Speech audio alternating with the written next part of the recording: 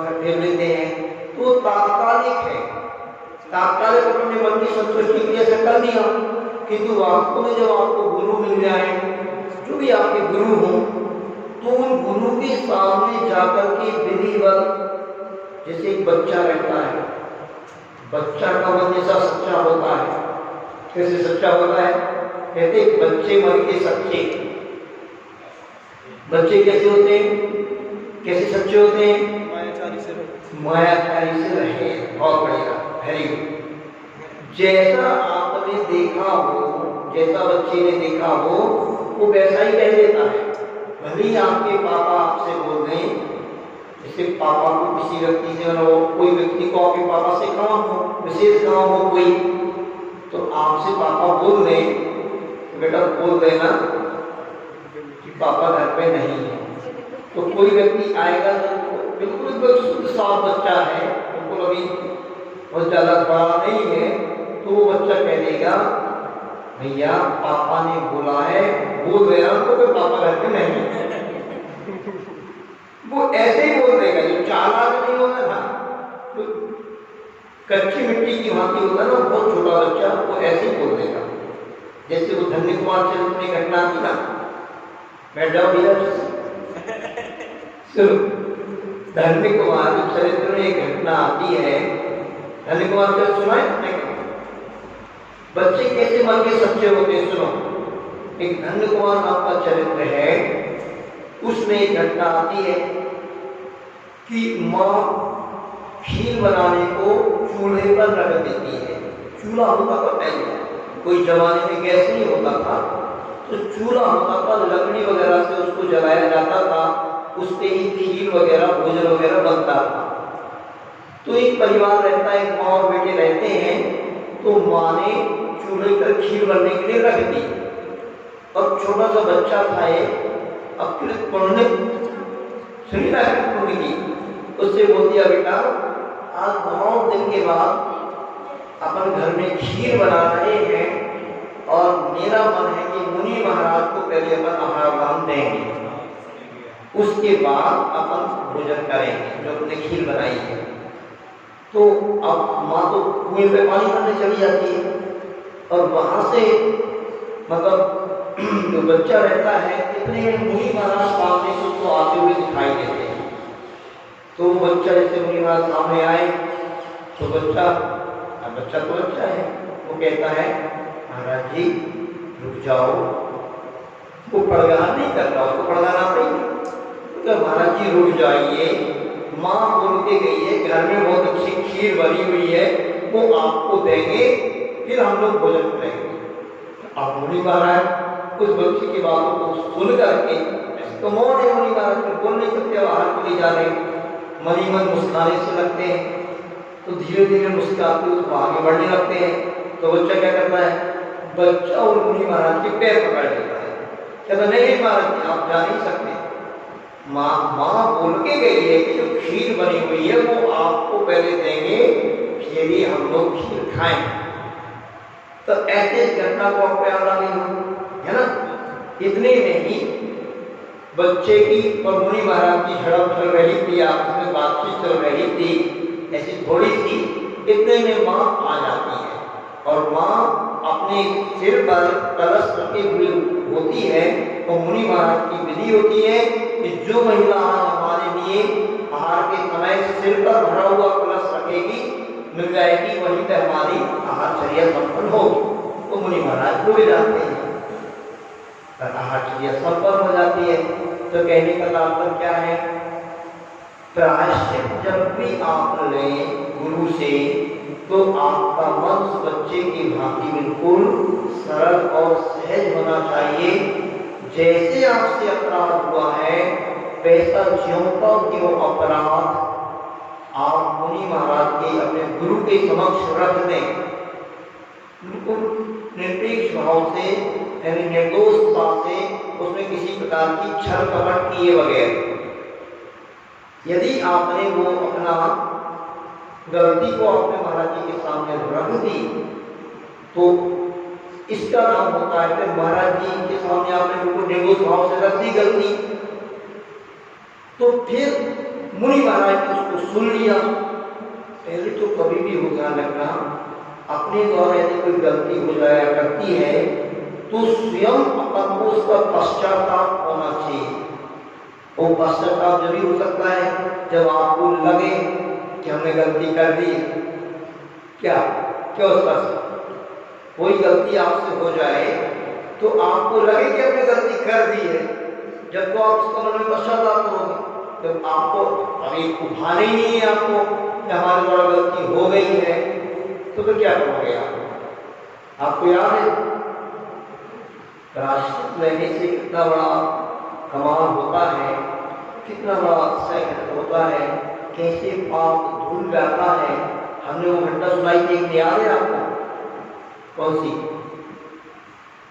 यशोधर मुनि महाराज वाली श्रेणी चरित्र की घटना सुनाई थी, भूल गए? कि वो एक मुनि महाराज के गले में एक राजा सर्प डाल देता है, मरा हुआ सर्प डाल देता है। और फिर जब रानी को मालूम पड़ता है तो रानी आकर के देखती है तो नहीं आ रही, भूल गए। इस कान से सुनते हो उस कान से निकाल देते हो। इसलिए ना बेटा सुनो, जब भी कोई भी क्लास सुनो आप, कभी भी किसी भी मुनि महाराज के मुखारबिंद से का उपदेश सुनो तो आपके पास एक नोटबुक होना चाहिए। ऐसे बैठ गए, ऐसे पंगत पे आके बैठना है आप, एक नोटबुक हो, जैसे आपकी मम्मी नोट लिखती है वहाँ पे नोटबुक में कुछ लिखती है ना, ऐसे को लिखना चाहिए। संचित में जो अपना बुद्धि जैसे काम करे तो वो घटना को याद रहती है। सुनो, तो वो घटना रहती है, एक राजा देशवश मुनि महाराज के गले में गला हुआ सर्प डाल देता है और उसकी जो पत्नी रहती है रानी चेलना, उसको जो मालूम पड़ता है तो वो राजा से कहिए आपने तो गलत काम किया है, आपको ऐसा नहीं करना चाहिए, मुनि महाराज के ऊपर इस प्रकार से सर्प करना तो बहुत बड़ा अपराध है। तो राजा और रानी दोनों आते हैं और राजा रानी जो है बहुत विनय से और बहुत विवेक से उन मुनि महाराज के आसपास क्या डाल देती है, शक्कर गुड़ वगैरह डाल देती हैं, जिससे वो चींटियां सर्प में से धीरे धीरे करके निकल जाती हैं। फिर वो सर्प निकाल दिया जाता है और इस प्रकार से मुनि महाराज का उपसर्ग दूर हो जाता है। तो जो इस घटना से वो राजा जो है बहुत प्रभावित होता है। जब ये घटना पूरी हो गई, सर्प निकल चुका, मुनि महाराज का उपसर्ग भी दूर हो गया, तो मुनि महाराज ने अपनी आंख खोली तो राजा और रानी दोनों ने नमोस्तु किया मुनि महाराज को। तो नमोस्तु जब किया तो मुनि महाराज ने दोनों को एक साथ आशीर्वाद दिया। इतना बड़ा अपराध होने के बाद भी जब मुनि महाराज ने आशीर्वाद दिया तो राजा तो आश्चर्य का ठिकाना नहीं रहा। राजा ने तो सोचा था कि आप ये मुनि महाराज बहुत तपस्वी हैं और ये हमें कोई शराब दे सकते हैं, साथ दे सकते हैं, कुछ भी हमें हो सकता है, किंतु उन्हें तो आशीर्वाद दिया, मुझे भी आशीर्वाद दिया। रानी ने तो उसका दूर कराया, ठीक है रानी को आशीर्वाद देना ठीक है, किंतु मैंने तो उसका किया तो मुझे भी आशीर्वाद दिया। मतलब वास्तव में रानी जो बोलती थी कि जो जैन मुनि महाराज, दिगंबर मुनि महाराज जो होते हैं वो बहुत महान होते हैं, वो सभी शत्रु में और मित्र में समता रखते हैं और उनकी तपस्या महान होती है। आज समझ में बात आई कि ये दिगंबर साधु ऐसे होते हैं, चाहे इनको आप इनका सत्कार कर दो, चाहे इनका आप अपकार कर दो, इनके ऊपर उनको गाली दे दो, इनकी प्रशंसा कर दो, तो ये हमेशा उसमें समता भाव रखते हैं। तो राजा अंदर ही अंदर पश्चाताप की अग्नि में जलने लगा कि मैंने बहुत गलती कर दी, ऐसे महान साधु के ऊपर इस प्रकार का अवसर करके मैंने गलती कर दी। ये अंदर ही अंदर उसका पश्चाताप होना, ये कहलाता गलती होने के बाद अपने आप में पश्चाताप होना अपनी निंदा कहलाती है। क्या कहलाती है? निंदा। निंदा हमेशा अपनी करना चाहिए, नहीं तो परात निंदा सबसे सच क्रोध छावो भाविने च नीचे गोत्रस्य। अपनी निंदा करो, दूसरे की निंदा करोगे तो क्या होगा? तत्व सूत्र में कहा गया है दूसरे की निंदा करने से तो नीच गोत्र का वध होता है, और अपनी निंदा करने से उच्च गोत्र का वध होता है, और जो अपने पाप किया है वो अपना पाप धुल भी जाता है। तो सर्वप्रथम आपसे यदि कोई गलती होती है, गलती दूसरी तो होती है, होती कि नहीं होती? क्यों भाई? अरे गलतियों के तो अपन अनुभव है, क्या है? अपन बम है, बम गलतियों के तो अपन पुतले हैं। इतनी गलतियां अपन करते रहते हैं कि अपन को स्वयं पता नहीं कि कितनी गलती की। तो गलती तो मनुष्य ही हुआ करती है, गलती हो जाती है, इसमें कोई बड़ी बात नहीं है। कोई भी व्यक्ति गलती करने से और महापुरुष ही हो कि जो गलती ना करें, तो गलती हो जाती है, किंतु गलती होने के बाद उसका हमें भान हो जाए, हमें ज्ञान हो जाए कि हमने गलती की है, और फिर गलती होने के बाद हमारे मन में एक भाव आ जाए कि हमसे गलती तो हो गई, अब चलो गुरु के पास जाकर इसका प्रायश्चित करें। कितनी महिलाएं हैं जो अज्ञानतावश या जानबूझ करके मतलब अबॉर्शन वगैरह करा देती है, मतलब गर्भ में बच्चा आ जाता है ना, उस बच्चे को निकलवा देती है, उसको गर्भपात करा देती है। आज वर्तमान में बहुत चल रहा है। आज वर्तमान में क्या चल रहा है? महिला वर्ग को ये चाहिए कि मुझे तो एक ही बच्चा चाहिए, दो ही बच्चा चाहिए।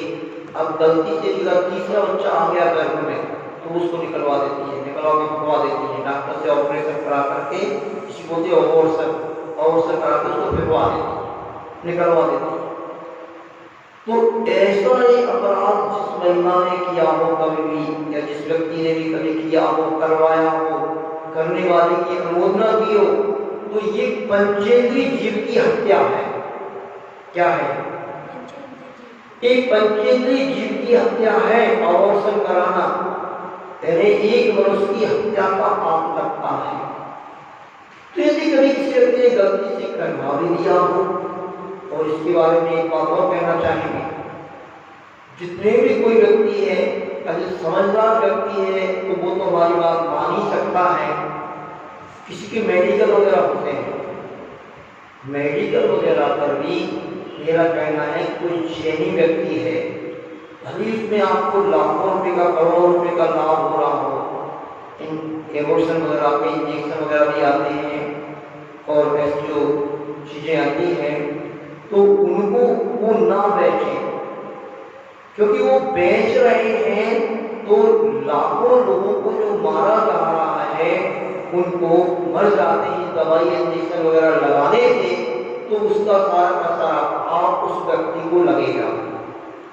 तो ऐसे किसी व्यक्ति ने यदि अपराध किया हो, कोई व्यक्ति ने किया हो, मेडिकल वाले ने किया हो, या हम जैनी व्यक्तियों को तो कह ही सकते हैं, या दूसरे व्यक्ति भी समझ सकते हैं इस बात को, तो पहले ऐसा होता ही नहीं था।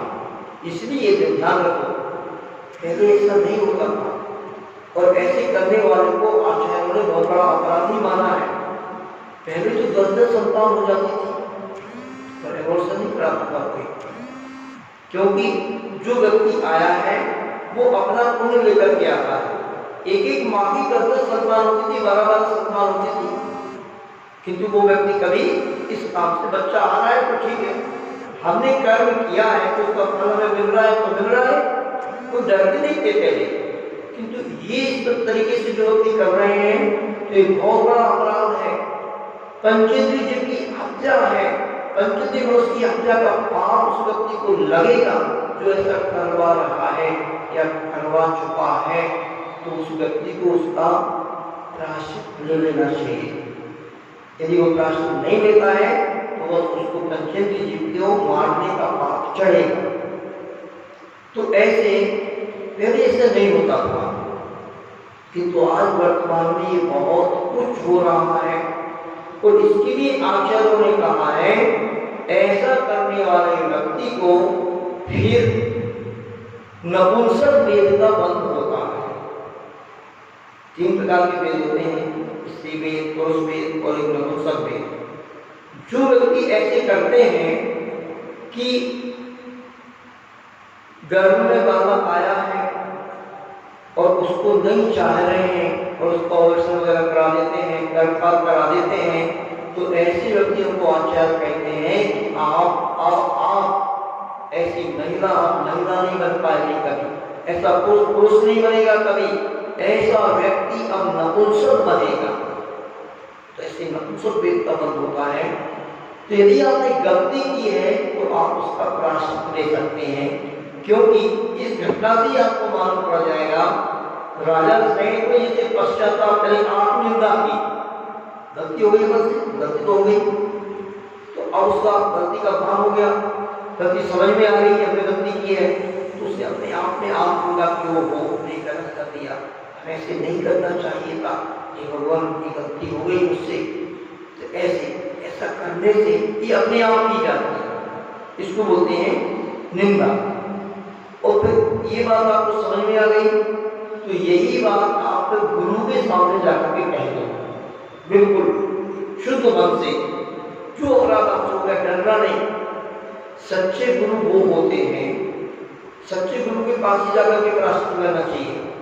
और सही गुरु वो होते हैं, जो सही गुरु यदि होते हैं वो आपके द्वारा कितना भी बड़ा अपराध किया गया है वो किसी से नहीं कहेंगे इस व्यक्ति ने ऐसा अपराध किया है, वो अपने आप से उसको अपने आप ही छिपा लेते हैं, उसको अपने अंदर ही रखते हैं। इसलिए गुरु से कभी डरना नहीं चाहिए। कोई भी आपसे पाप हो गया हो आप गुरु के पास जाकर के कह दो, और जैसे पाप को वैसा कह दो, तो वो गुरु उसको सुन लेंगे और सुन करके वो फिर आपसे कहेंगे भाई इसका प्रायश्चित तो ये है, प्रायश्चित देते हैं गुरु के, जैसे जिससे भी जो भी अपराध होता है, ठीक है ना। अब कैसे गुरु प्रायश्चित देते हैं, तो इसके लिए एक बार की देखो, एक बार की मजेदार घटना है आपको सुनाता हूं। और कभी यदि आपसे ऐसा अपराध हो जाए, सुनो, ऐसा अपराध की गलती से भी हो जाता है तो उसका प्रायश्चित आपको जरूर लेना चाहिए। एक तो अपन को कोई भी काम करते समय सावधानी रखना चाहिए, क्योंकि यदि पंचेंद्रिय जीव का किसी का भी आपसे घात हो गया है, मरण हो गया है, तो उसका प्रायश्चित ज्यादा मिलता है। तो जैसे दरवाजा लगाते समय, खिड़की लगाते समय कभी वहां पर कोई कीड़ी वगैरह ना हो, कोई जीव जंतु ना हो, थोड़ा सा देखभाल करके लगाना चाहिए, है ना, नहीं तो किसी का मरण हो सकता है। अब घर गृहस्थी में रहने वाले व्यक्ति चला करके उसके घर में चूहे हो जाते हैं, तो चूहा मार दवा रख देते हैं, रख देते कि नहीं, तो चूहा मर जाता है। एक बार ऐसी घटना घटी हमारे साथ, हम आपको बता रहे हैं, इससे आपको बहुत बड़ी शिक्षा मिलेगी कि हमें असावधानी भी नहीं करना चाहिए, और यदि असावधानी हो गई है आपसे तो फिर उसको आपको प्रायश्चित उसका देना चाहिए, तो वो आपका पाप धुल जाएगा। एक बार की बात है, एक जगह का हम थे और ब्रह्मचारी अवस्था में थे उस समय, और हमने कपड़े गले हुए रखे थे, तो शायद आचार्य श्री का आना उसी ओर हुआ था, तो हम गलती से दिन में कपड़ों को धोना भूल गए। दिन में धो लेना चाहिए अपने कपड़े, ब्रह्मचारी अवस्था की बात है, तो वो हम भूल गए। फिर आचार्य श्री का बिहार हो गया उस नगर से जहाँ पर हम रुके थे, तो फिर हमने जब जाना है तो जल्दीबाजी थी, तो जल्दीबाजी में हमने कपड़े तो धो लिए।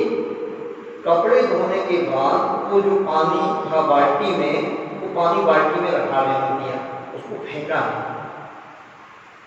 अब फेंका नहीं तो उस घर में बहुत सारे चूहे हो गए, तो वो कुछ चूहे उस बाल्टी में गिर गए थे, वो सड़ वगैरह का पानी था, तो वो चूहे उस बाल्टी में से नहीं निकल पाए, तो वो मर गए। अब इस घटना से क्या शिक्षा लेना, पहली बात तो कभी भी कहीं पर भी अपन को बाल्टी वगैरह में या कोई टंकी वगैरह में खुला हुआ पानी नहीं रखना, खुली हुई कुछ चीज नहीं रखना, तो कोई जीव जंतु उसमें गिर नहीं सकेगा। ये सावधानी रखना, तो ऐसा हो जाता है कई जगह और भी हो सकता है, आप लोगों के साथ भी हो सकता है। यदि खुली हुई बाल्टी रखा है, खुला हुआ पानी रखा है, तो वो जीव जंतु गिर सकता है, तो गिर गया। तो फिर हमने आकाशी को जाकर के पूरी बात बताई। तो जितने चूहे मरे थे उतने उपवास आकाश ने हमें दिए। तो मतलब है जैसे लगातार करने हैं फिर उपवास नहीं, आप अपनी अनुकूलता से कभी भी कर सकते हैं। ये उपवास प्रायश्चित है, प्रायश्चित की तप है, यहाँ पे कहा जा रहा है। ये प्रायश्चित कोई लेना दंड नहीं होता है। प्रायश्चित लेना एक बहुत बड़ी बात कहलाती है।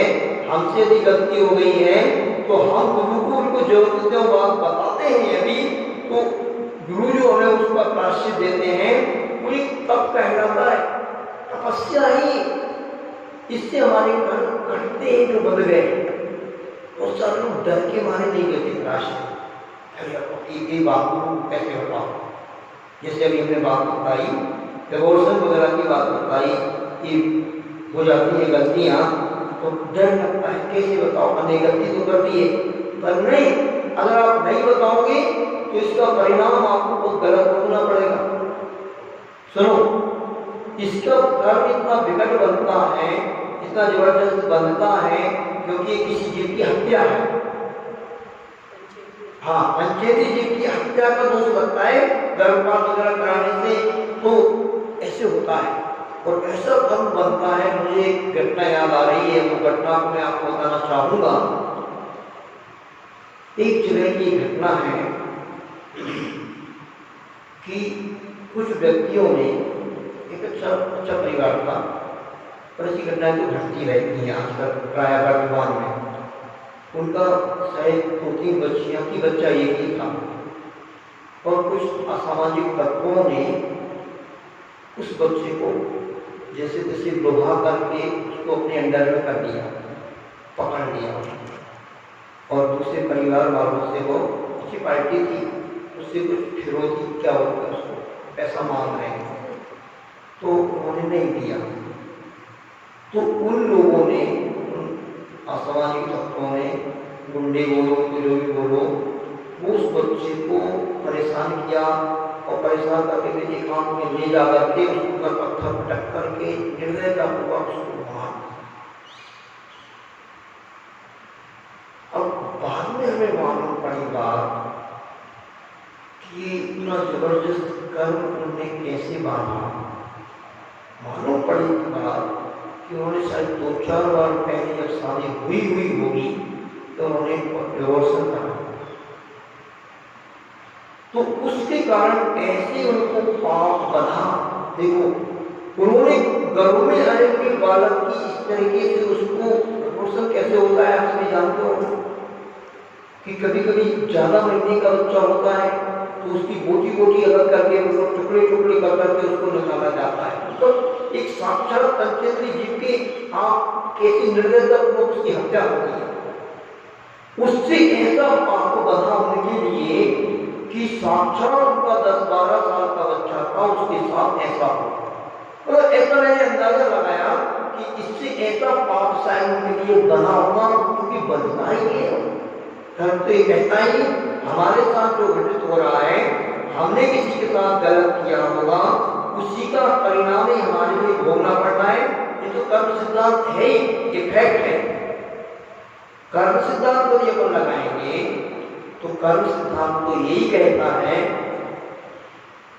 कर्म प्रधान विश्व पर राता, जो जस करे सो तस फल चाखा।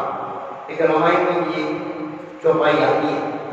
मतलब जो आपके साथ घटित हो रहा है, अच्छा हो रहा है या बुरा हो रहा है, ध्यान रखना, वो आपका किया हुआ ही है। आपके बच्चे को सता रहा है, कोई सास कोई बहू को सता रही है, बहू सास को सता रही है, जोराई ठाई में नहीं बन रही है, भाई में नहीं बन रही है, भाई बेटा पिता में नहीं बन रही है, जो भी लड़ाई झगड़े हैं वर्तमान में जितनी भी, यदि कर्म सिद्धांत से अपन बात करें तो इसमें कोई किसी व्यक्ति का दोष नहीं, वह स्वयं उसी व्यक्ति का दोष है, उसके द्वारा बना हुआ एक कर्म है जो उसका फल में मिल रहा है। और यदि आपकी लड़ाई आपस में चल रही है किसी की भी किसी प्रकार से, तो उसमें वो व्यक्ति यदि इस कर्म सिद्धांत को घटाता है और लगाता है, इस प्रकार का विपाक विचय धर्म ज्ञान करता है, यह जरूर हमने इसके साथ गलत किया होगा, इसलिए हमारे साथ गलत कर रहा है। तो बस ऐसा यदि आपने सोच लिया तो कर्म आपका जो बाधा हुआ है वो निकल जाएगा और नया कर्म नहीं बनेगा।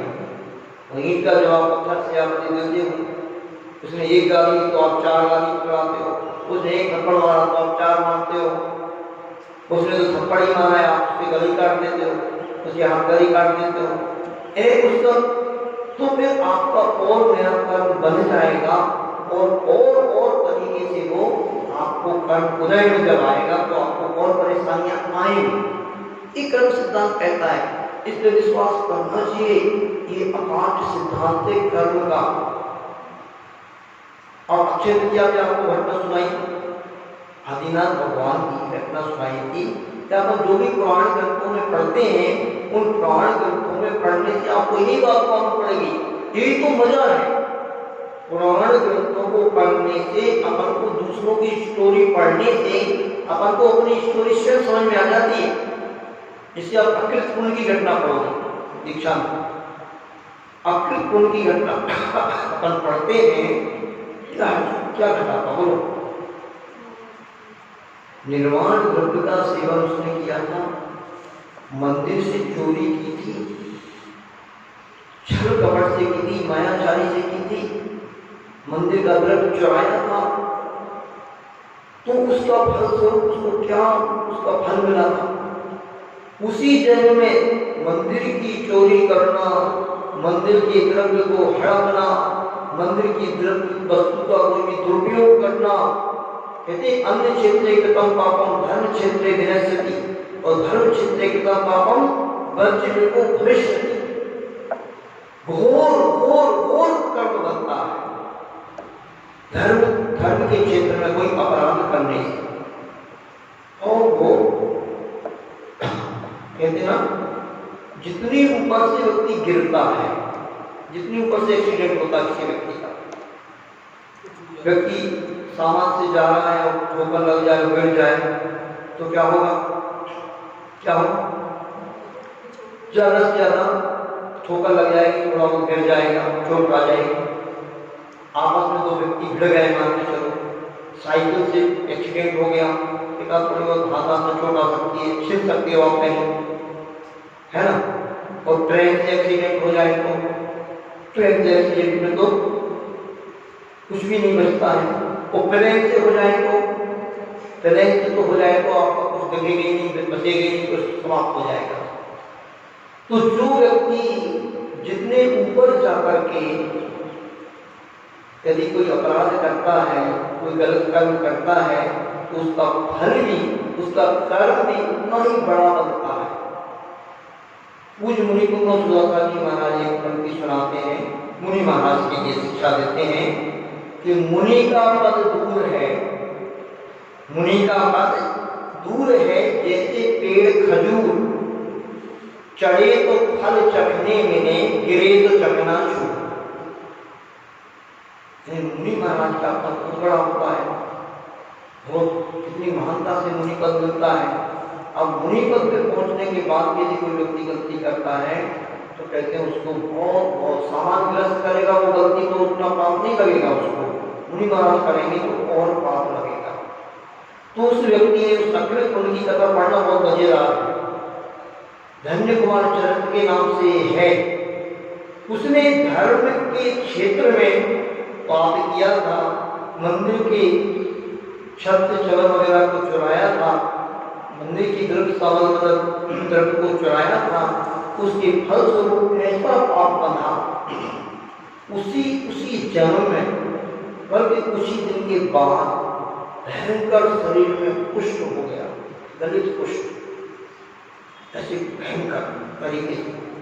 और फिर जाकर के जब जैसे मालूम पड़ा सेठ जी आ रहे हैं, तो दौड़ करके भागा तो ठोकर लग के गिर गया और 7वें नरक में गया। आप कल्पना करो, इस बारे में चिंतन करो, विचार करो। बहुत सारे लोग ऐसे हैं कि जो धार्मिक क्षेत्रों में भी गलत कर्म करने से नहीं चूकते, कर जाते हैं कभी, कि उसका फल भोगना पड़ेगा। जब क्या होगा, कई जन्मों तक वो फल भोगना पड़ा। फिर किसी जन्म में रोग हो गया, फिर नरक में गया, नरक से निकला तो फिर पशु बना, पशु बन करके फिर नरक में गया, फिर बहुत मुश्किल से मनुष्य बना, तो ऐसा निर्धन मनुष्य बनता है। तो ऐसे इसका फल भोगना पड़ता है किए गए अपराध का। किंतु यदि हमसे गलती हो गई है और तुरंत बात हमारी समझ में आ जाए, उसका प्रायश्चित नहीं, तो प्रायश्चित लेने से हमारा वो पाप धुल जाता है, कहा जा रहा है। और प्रायश्चित जैसे आपसे अपराध हुआ है, उनको वैसे के वैसा उनके पास बता करके आप प्रायश्चित ले सकते हो। प्रायश्चित कोई दंड नहीं मिलता है, प्रायश्चित एक तप कहलाता है, और तप करने से कर्मों की निर्जरा हमारी होती है। तो प्रायश्चित करने से कभी भी डरना नहीं। तो उस राजा श्रेणिक ने भी मन में पश्चाताप किया, फिर बाद में जाकर के गुरु को बता करके प्रायश्चित भी दिया होगा, और जो प्रायश्चित गुरु ने दिया होगा उसका पालन भी किया होगा। जब हम अपराध से अपनी निंदा करते हैं ना, सुनो महत्वपूर्ण बात सुनो। आज सारे के सारे वक्तव्य जो आपको दिया है, जो बात आपको बतलाई है, प्रायश्चित की बात हम आपको बता रहे हैं।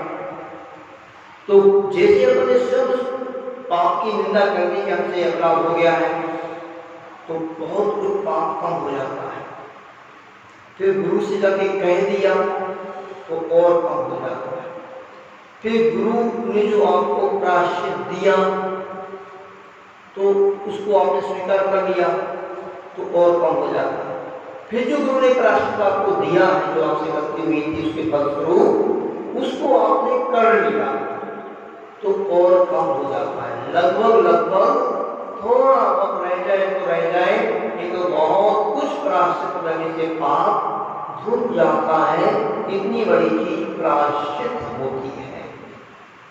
इसलिए तो बड़े बड़े मुनि महाराज भी, कोई उनसे गलती होती है तो जो उनके गुरु होते हैं, मुनि महाराज से गलती होती नहीं, वैसे तो हो जाती है तब, तो वो मुनि महाराज भी जाकर के आचार्य महाराज से प्रायश्चित लेते हैं। इसे उस दिन हमने आपको घटना सुनाई थी, वो चंद्रगुप्त महाराज की, भूल गए, सब भूल जाते हो या तो मूर्ति बन के बैठ जाते हो, बस नाम से याद नहीं रहता, नाम से याद नहीं रहती। वो सुनाएंगे तो याद आ जाएगा, है? वो जंगल में देवों ने नगर में काट के आहार कराया था उन्होंने महाराज को। तो जब उनको बात मालूम पड़ गई तो उन्होंने उसका पश्चाताप किया, वो तुमने ऐसा ही नहीं हो के हाथ से आहार कर दिया। फिर गुरु से जाके प्रायश्चित लिया, है ना? ऐसे प्रायश्चित मुनि महाराज भी लेते हैं। ऐसी कितनी घटनाएं हैं कि जो प्रायश्चित लेते हैं और प्रायश्चित लेना चाहिए, है ना? ऐसे ही कभी कभी हमारी भावना नहीं होती है कुछ गलत करने की, तो भी घट जाता है। सुनो, एक और बहुत अच्छी घटना है, सुनाते हैं आपको, ध्यान से सुनो। कभी कभी हमारे नहीं चाहते हुए भी कोई अपराध हमसे हो जाता है। एक बार क्या हुआ, हम जो गांव में रहते थे, ब्रह्मचर्य ने ले लिया था और गांव में थे, वही गांव में सामने कुआं था, और हमने देखा था कि वहीं पे एक मंदिर था ना, आस्था भगवान का ही मंदिर था। तो वहां पे आसपास एक सर्प रहता था, बहुत बड़ा सर्प रहता था, काला सर्प।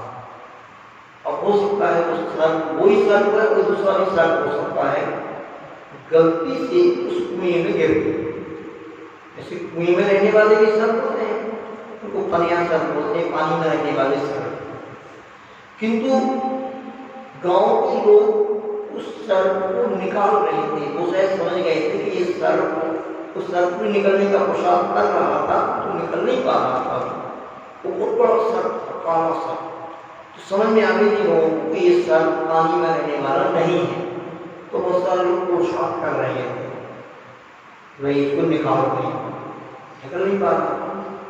हम पहुंचे वहां पर तो हमने देखा, चलो हम निकालते हैं सर्प। था बहुत बड़ा और बाल्टी में उसको अपने प्रसाद दिया, वो भर गया बाल्टी में, बाल्टी को कोई, और वो ऐसे सर उनको ऐसे ओंकार रहा था उनको, भयंकर उसकी जीभ बाहर पर, तो भी थोड़ा सा धीरे उसको खींचा और खींच करके थोड़े से मतलब एक आध हाथ नीचे रहा और झटका लगा, तो बाल्टी ऊपर आ गई, थोड़ी सी दूर ऐसी गिरी बाल्टी, उसमें से निकल सर्प निकल आया और सर्प उस ठंडी में वो कपकपा रहा था, तो ऐसे ऐसे चलते चलते और वो सर्प चौराहे पे जाते, जहाँ पे लोग आते जाते वहां पे ऐसे कुंडली मार के बैठ गए, क्योंकि धूप थी अच्छी, तो धूप तापने लगा होगी, तो अब जो लोग उसको निकालने का कोशिश कर रहे थे ना, वही लोग उसको उससे घबराने लगे। तो हमने जाकर के प्रार्थना भगवान का जो मंदिर था उसमें जाके भगवान से प्रार्थना की कि हे भगवान, मैंने तो इस सर्प को दया करके निकाला था कि कोई में मर ना जाए, अब भगवान ये जो भी हो, कोई देव हो, कोई आपका रक्षक हो, रक्षक देवी हो, जो भी हो, वो अपने स्थान पे चला जाए। तो हमने प्रार्थना भगवान से प्रार्थना की, तो वो सर्प चला भी गया, किंतु वो एक व्यक्ति का उसमें बाड़ा था, उसमें पूरा कचरा था, उसमें चला गया, तो वो व्यक्ति घबराने लगा कि हमारे यहाँ पर पशु बंधे हुए हैं और ये वो कुछ करना दे गड़बड़, तो ऐसे करके हमें कुछ नहीं होगा और आप चिंता नहीं करो, भगवान से मैंने प्रार्थना की, हम बाद में चले गए। किंतु उन व्यक्तियों ने, गाँव के लोग कैसे होते, उन गाँव के व्यक्तियों ने उसको छेड़छाड़ करके निकाला और निकालने के बाद हमें बाद में मालूम पड़ा कि उन्होंने मार दिया। तो हमने आचार्य को जाकर के पूरी बात बतलाई, आचार्य ने बहुत गौर से बात को सुना। आचार्य के पास कभी भी जाओगे आप, आचार्य गुरु अध्याचार्य जी महाराज के पास, पहले आपकी बात को बहुत अच्छे से सुनते हैं, अच्छा अच्छा अच्छा ऐसा, फिर उसको सुनाया, फिर उसे प्राश्चित दिया, मेरे आचार्य से हमारा भाव उसको बचाने का था, हमारा भाव माने का था ही, फिर आचार्य ने प्राश्चित दिया उसको, मतलब अपन से अपराध हो गया, एक उपास शायद दिया था, तो ऐसे हमसे अपराध यदि हो गया तो उसका गुरु के सामने बताकर के जाकर के उससे उसका प्राश्चित करने से हमारा काफी कुछ पाप धुल जाता है, इसलिए प्राश्चित अवश्य लेना चाहिए गलती होने पर।